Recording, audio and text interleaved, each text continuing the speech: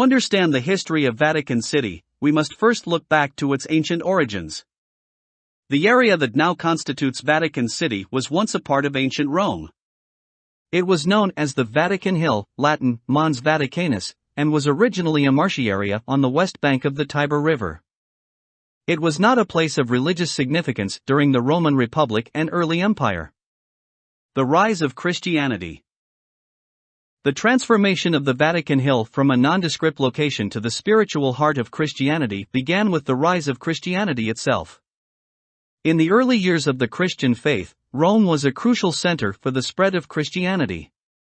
It was here that the Apostle Peter, one of Jesus' disciples, is traditionally believed to have been martyred around 64 to 67 AD during the reign of Emperor Nero.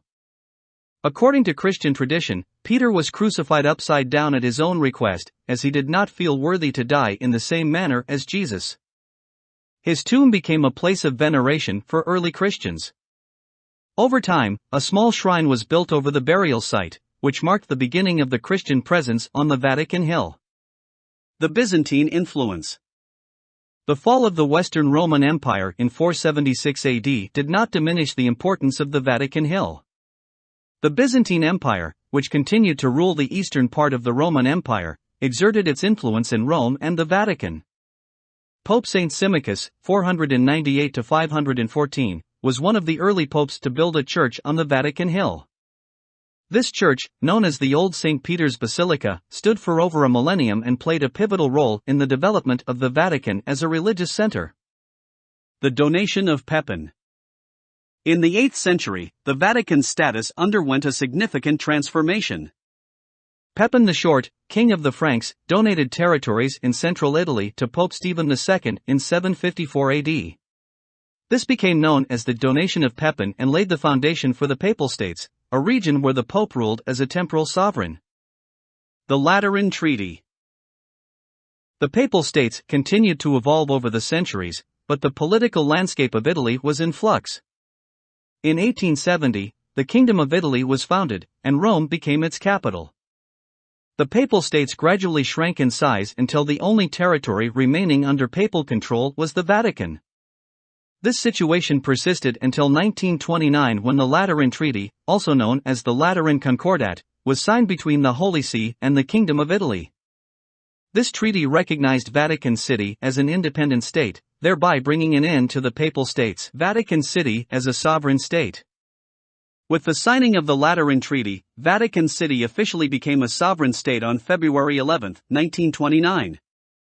This marked a new chapter in the history of Vatican City, as it emerged as a fully independent entity with its own government, laws, and international status.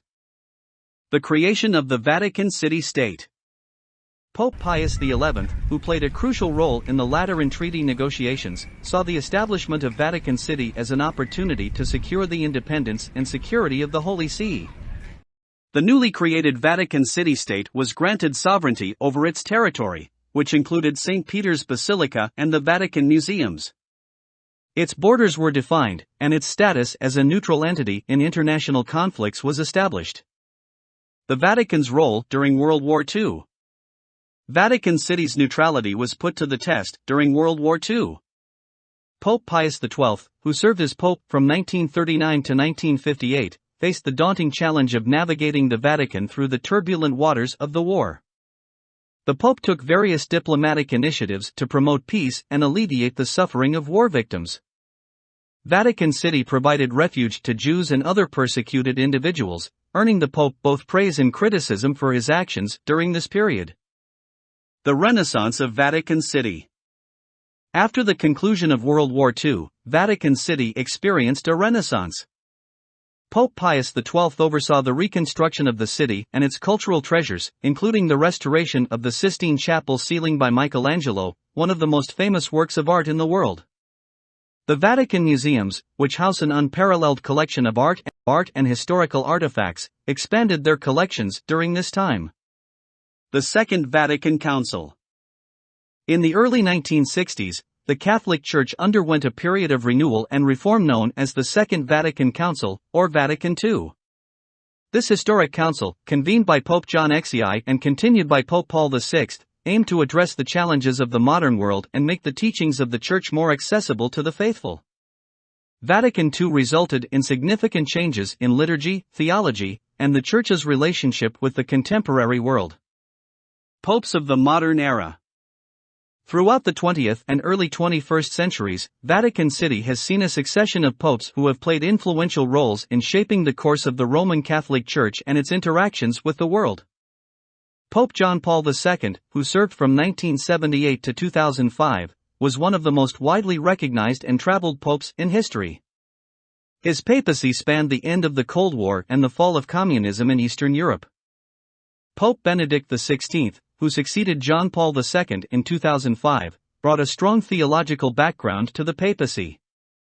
His resignation in 2013 marked a historic moment, as it was the first time in nearly 600 years that a pope had voluntarily stepped down from the position.